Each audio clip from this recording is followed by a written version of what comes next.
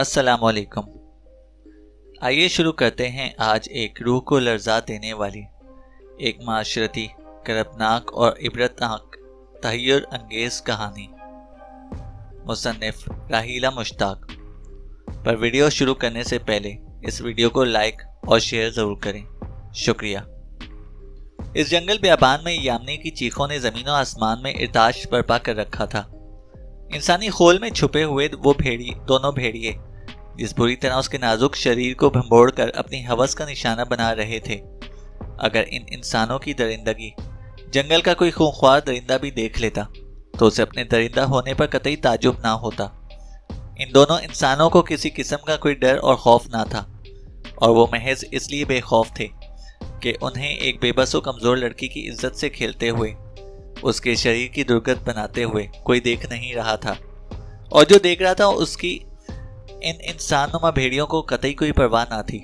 वो इतना तो जानते थे कि आकाश पर बैठा भगवान कभी किसी औरत की इज्जत बचाने खुद धरती पर उतरकर नहीं आता। वो दोनों इंसान नुमा दरिंदे गुज़िश्ता कई घंटों से यामनी की बेबसी और कमजोरी का फायदा उठा रहे थे। एक थक कर दूर हटता तो दूसरा उस बेचारी पर हमला आवर हो जाता। गोया इन दोनों ने ये अहद कर रखा था कि जब तक लड़की के शरीर में जान बाकी है वो लड़की के साथ यूं ही जंगल में मंगल मनाते रहेंगे। उन्होंने यामनी की वो हालत बना डाली थी कि अब उसमें चीखने तक की सकत बाकी ना रही थी।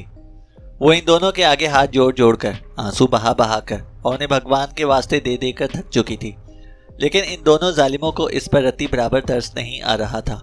उसका शरीर बेसुध हो चुका था, वो ताकत से निचोड़े गए लीमों की तस्वीर बनकर रह गई थी, और जब इन दोनों भेड़ियों की हवस नाकी उसके शरीर की बर्दाश्त से बाहर हो गई तो उसके शरीर ने आखिरी हिचकी लेकर आत्मा को बाहर उगल दिया। डरी सहमी यामनी की आत्मा इसके शरीर से बाहर आते ही एक दरख्त की आड़ में जा छुपी और हसरतनाक निगाहों से अपने शरीर को तकती रह गई।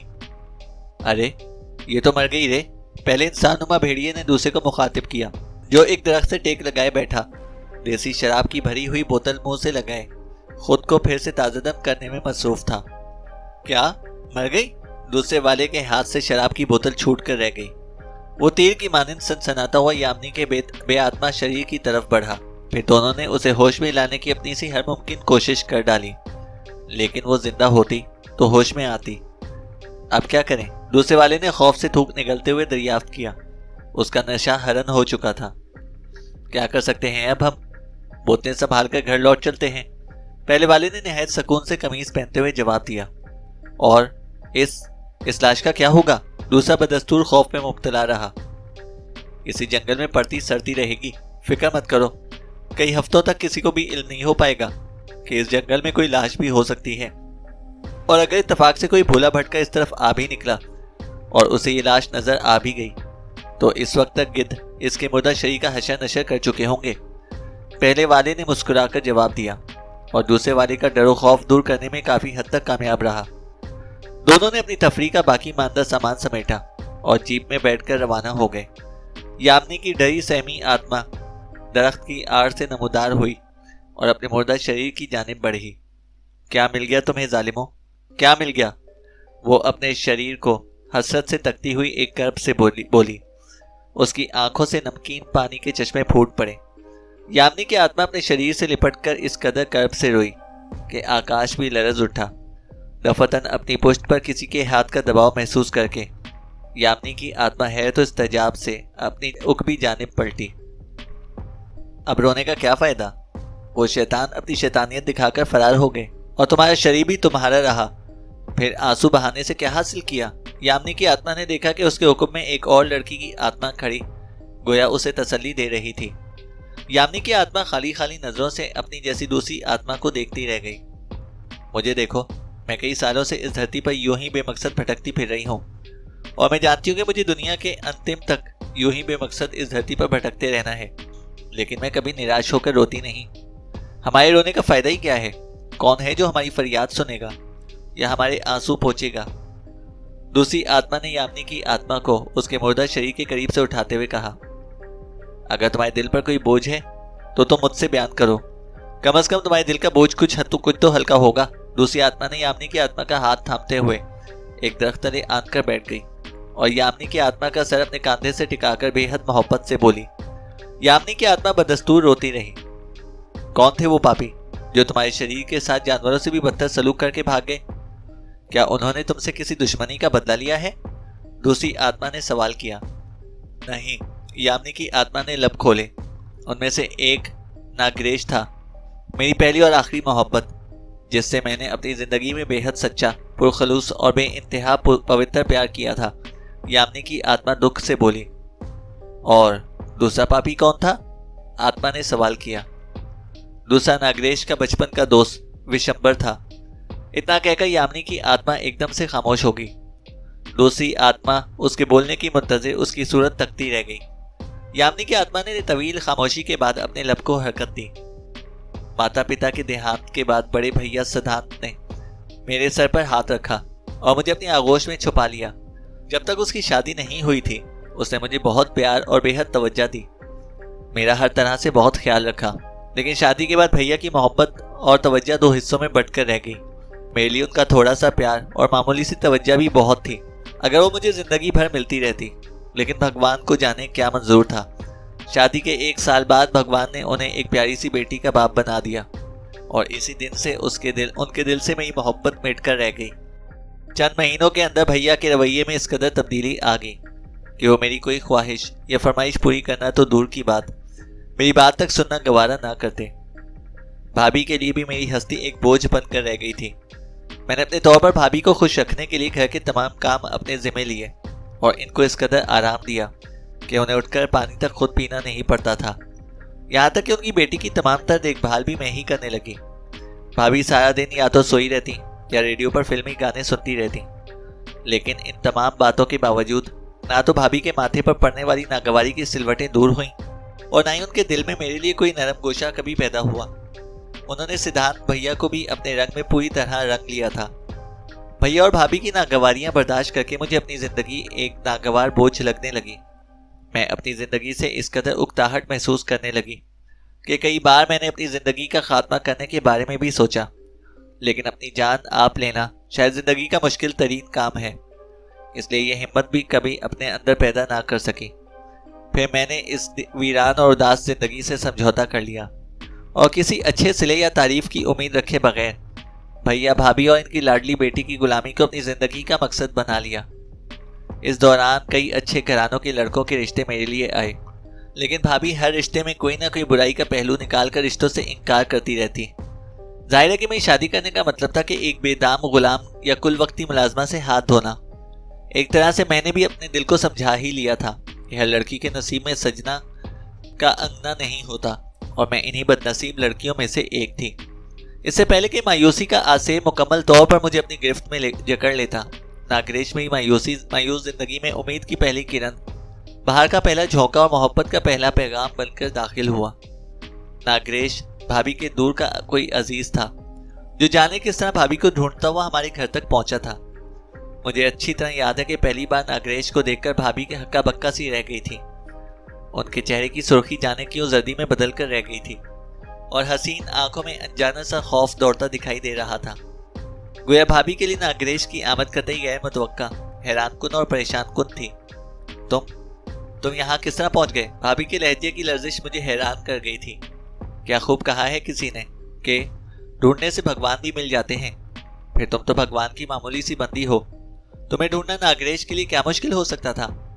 अब ऐसा खड़े खड़े कब तक घूरती रहोगी? बहुत दूर से आया हूँ, अंदर आने के लिए नहीं कहोगी? एक खूबसूरत मर्दाना आवाज ने मेरे दिल के तारों को छेड़ कर रख दिया था।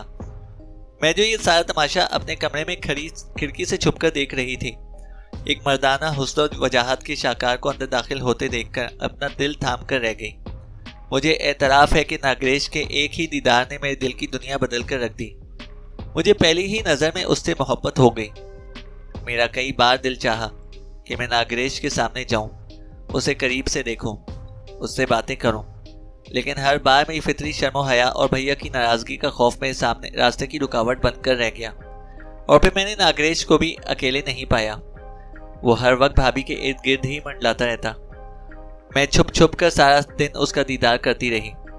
उसे देखकर ही मेरे दिल को सुकून मिल जाया करता था।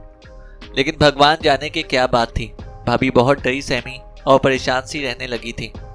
वो अक्सर नागरेश को यही कहती हुई पाई जाती, भगवान के लिए यहाँ से चले जाओ, जो तुम चाहते हो कभी नहीं होगा। और मुझे ये जानने का तजस्सुस हो चला था कि आखिर नागरेश भाभी से क्या चाहता है। जाने किस बात पर भाभी ने उसे कई बार बुरी तरह से झिड़का और डांटा भी था, लेकिन भाभी के हर बुरे सलूक के बावजूद मैंने नागरेश को हमेशा हंसते मुस्कुराते और खिलखिलाते हुए ही देखा था, और उसका यही अंदाज मुझे बहुत भाता था। एक दिन अपने कमरे से निकलते हुए नागरेश से मेरी टक्कर हो गई। वो कई लम्हात तक मबहूत सा खड़ा मुझे तकता रह गया। हुस्न और खूबसूरती में मैं भी एक मिसाल थी। मैंने एक दिलकश मुस्कुराहट उसकी जानिब उछाली और भागकर अपने कमरे में आ गई। उस दिन के बाद से मैंने नागरेश की निगाहों में अपने लिए एक खोज को बसते हुए देखा। वो कहीं भी बैठा होता, उसकी मुतलाशी निगाहें मुझे ढूंढती रहती। ये देखकर जाने क्यों मुझे बेपनाह खुशी होती, और फिर अक्सर नागरेश मेरे रास्ते में हाइल होने लगा। पहले पहल तो वो मुझे निगाहों से मोहब्बत के पैगाम देता रहा, फिर ऐसा ऐसा वो लफ्जों का सहारा लेकर ज़बान से अपनी मोहब्बत और बेचैनी का इजहार फरमाने लगा। मेरे दिल में उसके लिए मोहब्बत तो पहले दिन से ही आन बसी थी। उसके इजहार मोहब्बत ने मुझे और खुशियों का खजाना सौंप दिया। शायद तुम यकीन ना करो, मैं उसकी मोहब्बत के समुंदर में सरता पांव डूब कर रह गई थी, गर्क होकर रह गई थी। जब भाभी को हमारी मोहब्बत का इल्म हुआ तो उसने ढके छुपे लफ्जों में मुझे नागरेश से दूर रहने की हिदायत की। वो सिर्फ नाम का नाग नहीं है, उसकी फितरत भी अजगर नाग जैसी है। जब भी उसे मौका मिलेगा वो तुम्हारी इज्जत को डसने से बाज नहीं आएगा। लेकिन मुझ पर उसकी मोहब्बत का ऐसा सहर तारी था, उसके इश्क का जादू इस कदर सर पर चढ़कर बोल रहा था कि मैंने भाभी की बातों पर कान ही ना धरे। इस लम्हे में ये बात भी फरामोश कर गई कि नागरेश भाभी से क्या चाहता था, क्यों भाभी उसे हर वक्त झिड़क दिया करती थी। मुझे उसकी मोहब्बत ने इस कदर बेखौफ कर दिया था कि मैं भाभी की निगाहों के सामने नागरेश से हंसी मजाक करती और घंटों उसके साथ तन्हा कमरे में बैठी उसकी दिलचस्प बातों पर कह कहे बिखेरती रहती। मेरी यही बेखौफी और बेबाकी भाभी की कुव्वत बर्दाश्त से बाहर हो गई, और भाभी ने पहली बार मुझे इस लायक समझा कि अपनी जिंदगी के अहम तरीन राज से मुझे आगाह किया। ये नागरेश राज जो तुमसे आजकल अपनी सच्ची मोहब्बत के बड़े बड़े दावे कर रहा है, तुमसे पहले इसी किस्म की चिकनी चुपड़ी बातें करके वो कई लड़कियों को अपने दामे उल्फत में फांस कर उनकी जिंदगियां बर्बाद कर चुका है। मुझ पर भी उसने अपनी झूठी मोहब्बत का जाल फेंकने की कोशिश की थी, और सच तो यह है कि वो इस कोशिश में कामयाब भी हो चुका था। लेकिन इससे पहले कि वो मेरी इज्जत की उजली चादर की जानिब अपने गलाजत से लुथड़े हुए हाथ बढ़ाता, इसकी असलियत का इल्म होते ही मैंने इससे अपना दामन खींच लिया। शायद मैं वाहिद लड़की थी जिसकी इज्जत इस कमीने के हाथों लुटने से महफूज रही। यही बात उसे शदीद तैश में मुब्तला कर गई। मैंने उसके साथ कुछ तस्वीर बनवा ली थी। उन्हीं की आड़ में वो मुझे ब्लैकमेल करने के इरादे से खोजता हुआ यहाँ तक आया है। जानती हो मुझसे क्या चाहता है? वो जलील इंसान ये चाहता है कि मैं इसकी झोली में पके आम की तरह टपक पड़ूं, और इसी सूरत में वो मेरी जान बख्शेगा। मुझे तुम्हारे भाई और अपने पति पर इतना यकीन है कि अगर मैं उन्हें नागरेश राज की हकीकत बता दूं तो वो नागरेश को धक्के देकर इस घर से बाहर कर देंगे। लेकिन मैं सिर्फ इसलिए चुप हूं कि कहीं वो कमीना तुम्हारी इज्जत को ना डस ले। जिस दलदल की जानिब तुम कदम बढ़ा रही हो वो दलदल एक दिन तुम्हें निगल जाएगा। अभी वक्त है, संभल जाओ, वरना पछताने का भी वक्त नहीं मिलेगा। वो बहुत खतरनाक इंसान है यामिनी, मेरा यकीन करो। इस दिन भाभी ने वाकई एक मोहब्बत करने वाली बहन का फर्ज अदा करते हुए मुझे रोकने की कोशिश की थी, लेकिन मेरे दिल में तो भाभी के लिए नफरत पल रही थी। मेरे दिलो दिमाग में बस यही बात बसी हुई थी कि ये औरत मेरी खुशियों की दुश्मन है, और ये कभी नहीं चाहेगी कि मेरा भी घर आबाद हो, मेरी भी शादी हो। यही सोचकर मैं भाभी को जलाने के लिए नागरेश राज की मोहब्बत में डूबती चली गई, इसके और करीब हो गई, और इसे भी इतना बेखौफ और बेबाक कर दिया कि वो अक्सर मेरे होठों को चूमने की गुस्ताखी कर बैठता। मैंने कभी इसे रोकने या टोकने की कोशिश नहीं की, क्योंकि उसका प्यार करना मुझे भी पसंद था, और फिर मैं एक मोहब्बत की तरसी हुई लड़की थी। कैसे मोहब्बत की इन सौगातों को लौटा देती जो भगवान मेरी झोली में डाल रहे थे। आखिरकार भाभी से मेरी यह खुशी भी बर्दाश्त ना हो सकी। भगवान जाने उन्होंने भैया को कौन सी ऐसी राम कहानी सुनाई कि भैया ने उसे बुरी तरह पीटने के बाद धक्के देकर घर से निकाल दिया। मुझे लगा कि सिद्धांत भैया नागरेश को नहीं बल्कि मेरी खुशियों को घर से बाहर धकेल रहे हों। उस रात मैं बहुत रोई, पूरी रात सो भी ना सकी। नागरेश का हंसता मुस्कुराता चेहरा ख्यालों में आकर तड़पाता था मुझे। मैंने अपने आप को एक कमरे में कैद सा कर लिया, ना घर के किसी काम को हाथ लगाती और ना ही खाना पीना करती। मेरे तो दिल की दुनिया बसने से पहले ही उजड़ कर रह गई थी। जीने का कोई मकसद दिखाई ना दे रहा था। एक दिन एक पड़ोसन अपनी एक बच्ची के साथ हमारे घर पर आई।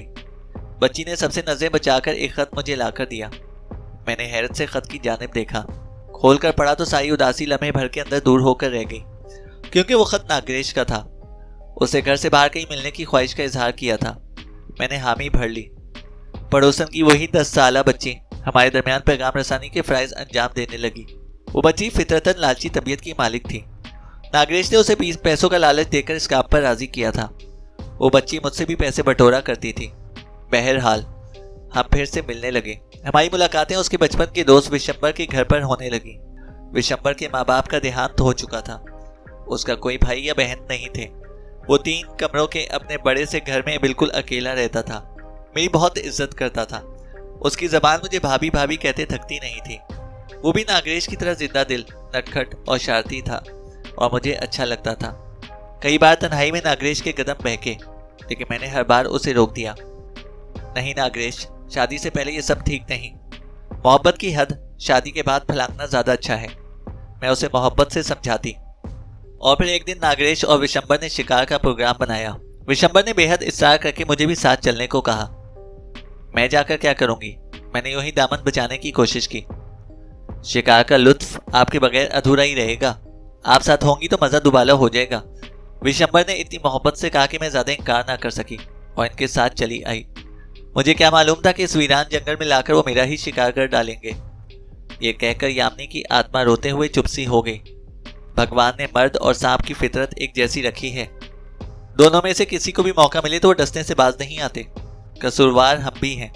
अपनों की नफरत या बेतवज्जी हमें इस कदर तोड़ कर रख देती है कि हम गैरों पर आंखें बंद करके विश्वास कर लेते हैं। जाने क्यों लोग अपनों से इस कदर नफरत करते हैं। वो ये क्यों नहीं सोचते कि हमारी नफरत किसी की जिंदगी बर्बाद करने का सबब बन सकती है। अगर तुम्हारे भैया और भाभी तुमसे नागवारी से पेश ना आते तो तुम नागरेश की झूठी मोहब्बत के जाल में फंसकर अपनी जिंदगी और इज्जत ना गिनवाती। औरत को गैर मर्दों पर बहुत जल्द भरोसा नहीं करना चाहिए। ये मौजी तो अजल से औरत की इज्जत का दुश्मन रहा है। दूसरी आत्मा ने एक कर्ब से कहा। मुझे जिस सांप ने डसा, कहने को वो मेरा बाप था, लेकिन दरअसल वो भी हजारों लाखों मर्दों की तरह हवस का पुजारी था, जिसकी नजर में हाथ आई औरत को इज्जत के साथ छोड़ देना मानो घोर पाप था। दूसरी आत्मा ने चंद लम्हों के तौकफ के बाद कहना शुरू किया। मेरा नाम मेरी माँ ने बड़े प्यार से दामनी रखा था। मेरा बाप बहुत बुरा आदमी था। वो हर वक्त शराब के नशे में धुत रहता था और दिन भर माँ को गालियां बकता रहता था या बात बेबात माँ को पीटता रहता था। मैं हर रात माँ की चीखें और रोने की आवाज़ सुना करती थी, लेकिन माँ के लिए कुछ भी करने से मजबूर थी। मेरे बाप को कमाने से भी कोई दिलचस्पी ना थी। मेरी माँ ही लोगों के घरों में काम करके जैसे तैसे जिंदगी की गाड़ी को घसीटे जा रही थी। जब मेरी उम्र 18 बरस हुई तो माँ को कैंसर जैसी बीमारी ने आन घेरा। 2 साल उसने इस बीमारी में काटे और बिलाखिर एक दिन वो भगवान को प्यारी हो गई। माँ के देहांत के बाद मैं बिल्कुल अकेली रह गई। बाप से सहारे की उम्मीद रखना फजूल था। दूसरे गांव में मेरे एक सगे मामू भी रिहाइश पजीर थे, लेकिन उनकी 2 बेटियों को मेरा वजूद आंख में पड़े तिनके की मानंद खटकता था।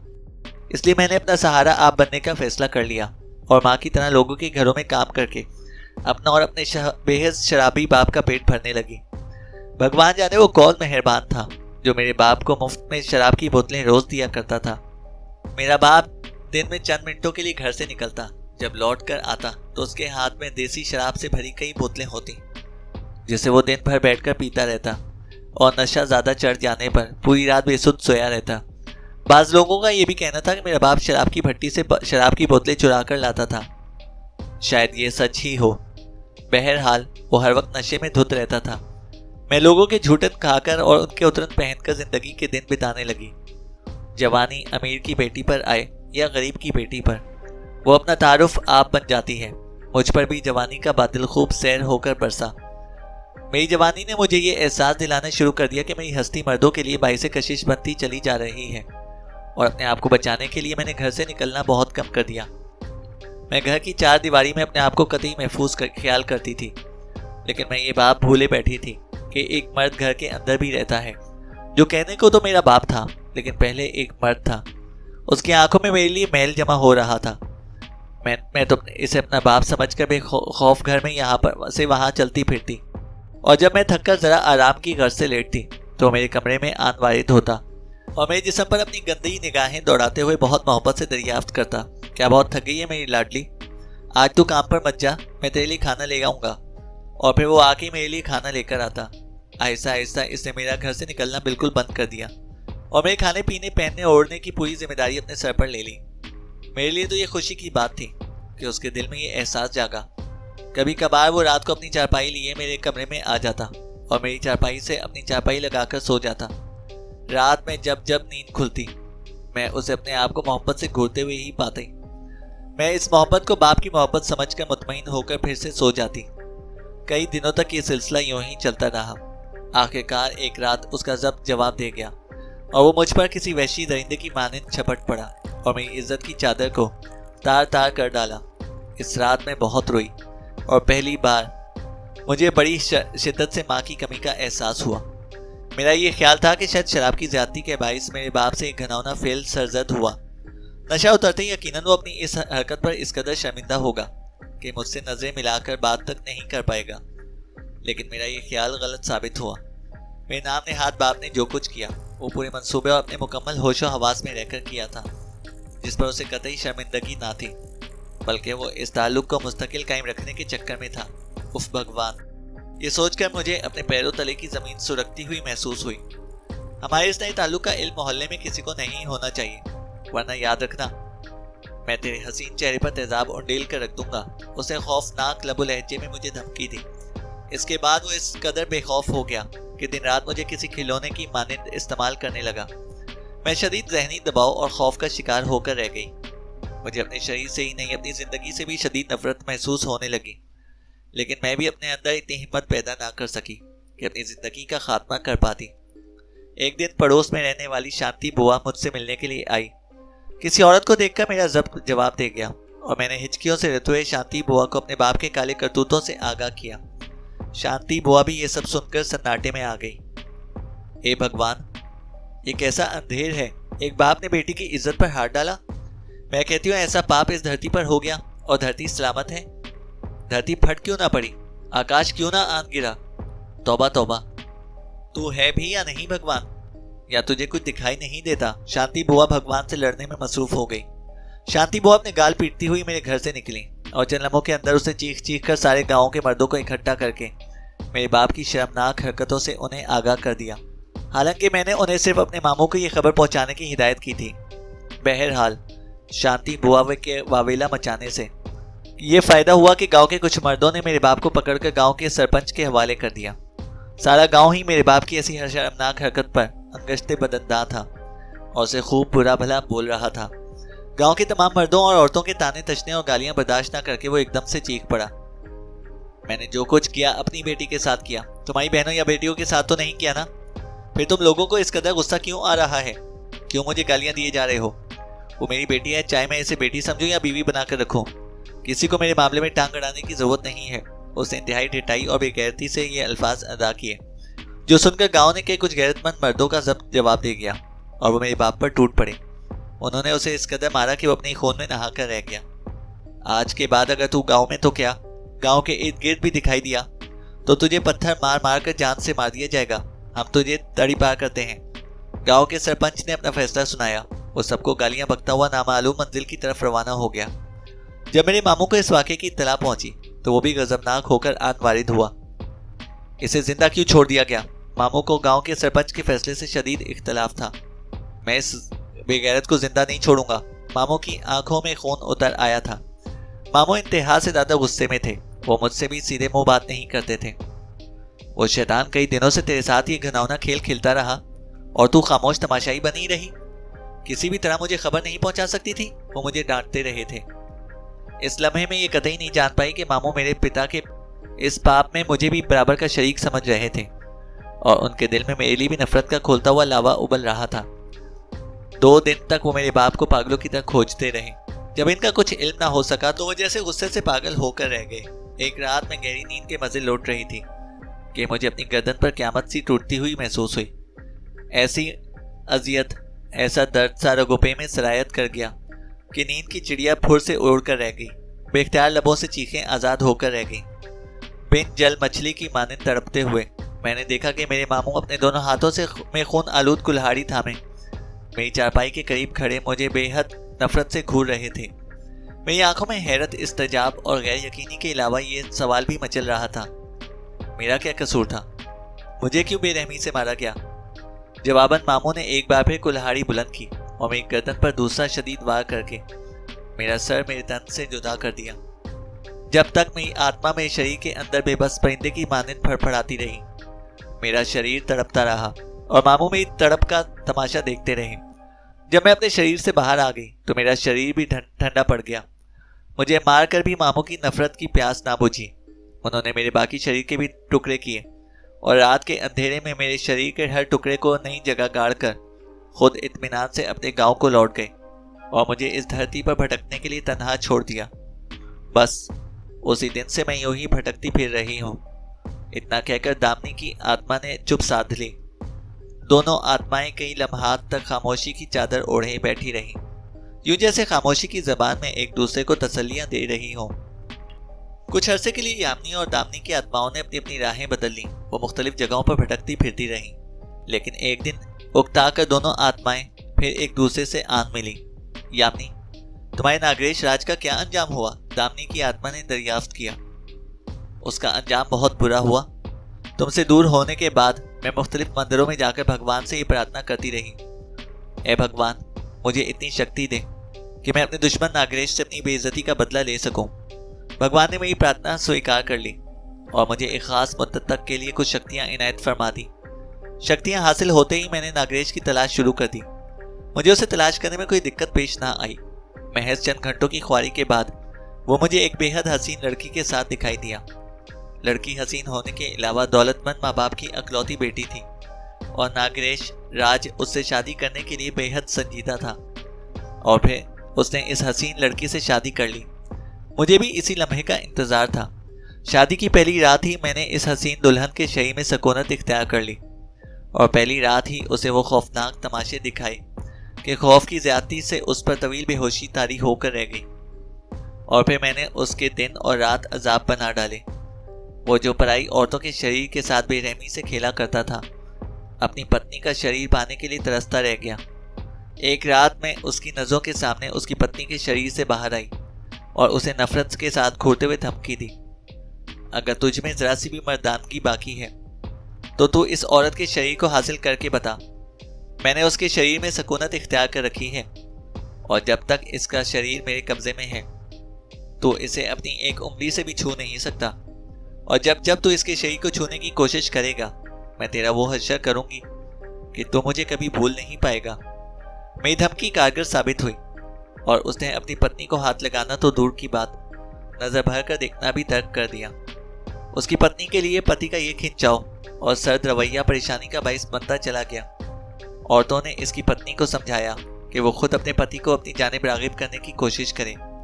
औरतों की बातों में आकर उस बेचारी ने ऐसी कई कोशिशें की और वो अपनी हर कोशिश में कामयाब भी हुई, लेकिन जैसे ही नागरेश मस्त होकर उसके शरीर को अपनी बाहों में के घेरे में लेने के लिए लपकता, मैं ऐन मौके पर उसकी पत्नी के शरीर में दाखिल हो जाती और उसकी वो दुर्गत बना डालती कि वो फिर से खींच कर रह जाता।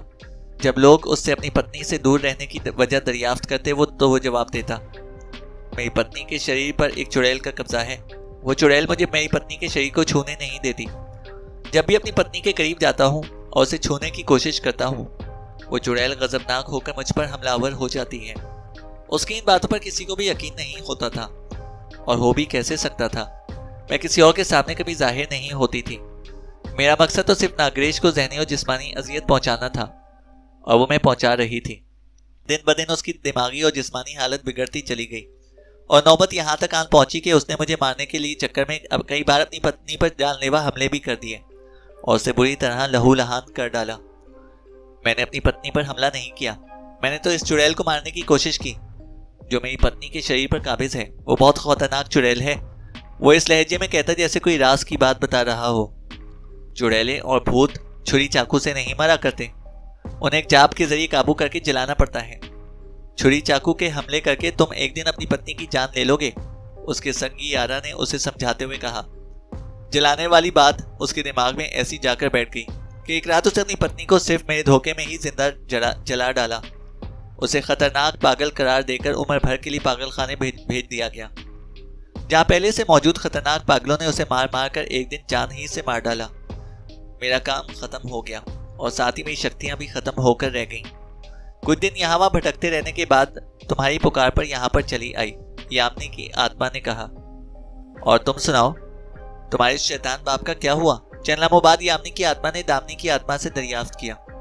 मैंने अपने साथ हुई ज्यादती का इंसाफ भगवान पर छोड़ रखा था और भगवान ने मुझे निराश नहीं किया। मेरे बाप का वो इबरतनाक अंजाम हुआ कि आज भी लोग उसके भयानक अंजाम पर काम के रह जाते हैं। दामिनी की आत्मा ने जवाब दिया। गांव के सरपंच ने उसे तड़ी पार तो पहले ही करार दे दिया था। कहीं ठिकाना ना पाकर उसने गैर आबाद वीरान जगह में कायम एक कच्ची मिट्टी से बने कमरे में पनाह ढूंढ ली। कच्ची मिट्टी से बने इस कमरे को कमरा कहना भी सरासर गलत था, क्योंकि ना तो उसमें खिड़की दरवाजे थे ना ही छत। वो दिन भर आवारा गर्दी करता और रात में कच्ची मिट्टी की चार दीवारी में रात बसर करने के लिए आता। एक रात उसे एक जहरीले कीड़े ने पांव पर काट लिया। पांव की तकलीफ से वो चलने फिरने से बिल्कुल माजूर होकर बैठ गया। जहर फैलता रहा और उसकी टांग नीली पड़ती चली गई। अजियत बर्दाश्त ना करके वो चीखता चिल्लाता रहा, रोता बिलखता रहता। कभी माँ को आवाजें देता तो कभी मुझे पुकारता, लेकिन इस वीराने में उसकी फरियाद सुनने वाला कौन था? एक तरफ टांग की अजियत तो दूसरी जाने भूख प्यास का अजाब। नौबत यहाँ तक आ पहुंची कि वो दीवारें चाट चाट कर या जमीन पर बिछी धूल मिट्टी खा खा कर अपने पेट की आग बुझाता रहा। भगवान जाने उसे मौत क्यों नहीं आ रही थी। वो कौन सी उम्मीद या फिर आस थी जो उसे जिंदा रखे हुए थी, या फिर वो अपने पापों की सजा भुगत रहा था। बहरहाल जो कुछ भी था, वो बड़े करब में जिंदगी के दिन काट रहा था। जहर को फैलने से रोकने के लिए उसने अपनी कमीज फाड़कर मजबूती के साथ अपनी मुतासिरा टांग की रान पर बांध रखी थी। जहर तो फैलने से रुक गया, लेकिन उसका शरीर फूलना शुरू हो गया। धूल मिट्टी खा खाकर उसके तमाम दांतों में भी नाकाबिले बर्दाश्त दर्द उठना शुरू हो गया। शरीर के बाकी हिस्सों में दर्द उसके अलावा था। भूख और प्यास की शिद्दत बर्दाश्त न करके बाज़ औक़ात उस पर ऐसी गनूदगी तारी हो जाती कि वो घंटों होशो हवास से बेगाना होकर सोया रहता। उसके शरीर को मुर्दा जानकर आदमखोर गिद्ध उस पर टूट पड़ते और उसके शरीर का मांस नोचने में मसरूफ हो जाते। अजियत की ज्यादती से उसकी नींदें उड़कर रह जाती, लेकिन उसके शरीर में इतनी सकत भी बाकी ना रही थी कि वो आदमखोर गिद्धों को अपने शरीर से दूर हटा पाता। वो मुर्दों से ज्यादा बदतर हालत में जमीन पर बेहस हरकत पड़ा रहता और आदमखोर गिद्धों को अपने शरीर का मांस नोचते हुए ऐसी इंतहाई बेबसी से देखे जाता। देखा पिताजी, तुमने भगवान का इंसाफ। बाप होने के बावजूद तुम भी इन गिद्धों की तरह मेरा शरीर दिन रात यूं ही नोचा करते थे। भगवान जाने तुम्हें लाज क्यों नहीं आती। अब बताओ पिताजी, ये गिद्ध तुम्हारा शरीर नोच रहे हैं, तुम्हारे शरीर का मांस खा रहे हैं, तो तुम्हें कैसा लग रहा है? बहुत रोना आ रहा है ना? अपनी बेबसी पर खून के आंसू निकल रहे हो ना? काश तुमने बाप बेटी के पवित्र रिश्ते की लाज रखी होती, तो आज तुम्हारा ऐसा इबरतनाक अंजाम ना होता।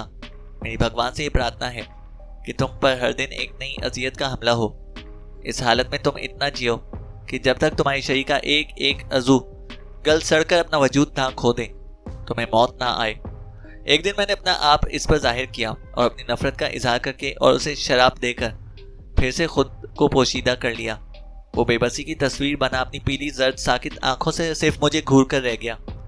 भगवान ने मेरी शराब की लाज रख ली। उसके शरीर का एक एक अज़ू फूल कर फटता रहा और गल सड़कर अपना वजूद खोता रहा, लेकिन उसे मौत ना आई।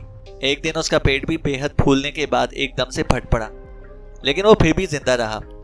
गिद्धों और कुत्ते बिल्लियों ने उसके जिस्म के अंदरूनी आज़ा नोच नोच कर खाने शुरू कर दिए, लेकिन उसके शरीर में जिंदगी दौड़ती रही। इस कदर अजियत के बावजूद मौत को इस पर तरस ना आया। वो हैरतअंगेज तौर पर जिंदा रहा और एक ना दो कई दिनों तक जिंदा रहा। फिर एक दिन जब वाकई उसके शरीर का एक एक अज़ू गल सड़कर खत्म हो गया, तो उसकी मौत वाकई हो गई। उसके गंदे शरीर से उसकी आत्मा ने रिहाई पा ली। जब तक वो जिंदा रहा, गिद्धों की खुराक बना रहा। मरने के बाद इस जमीन के लातादाद कीड़े मकोड़ों ने उसके शरीर को अपने घेरों में ले लिया। मुझे उसका इबरतनाक अंजाम देखकर इस कदर खुशी हुई कि बयान नहीं कर सकती।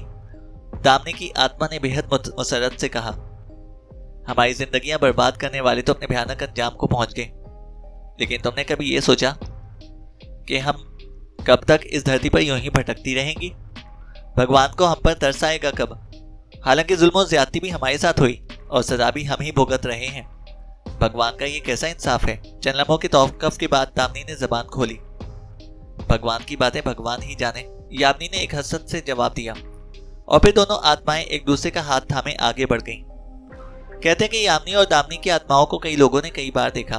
बच्चे इन दो आत्माओं को देख देख कर पहले जवानी और फिर बुढ़ापे की दहलीज तक जा पहुंचे, लेकिन इन दो आत्माओं का दिखाई देना खत्म ना हुआ।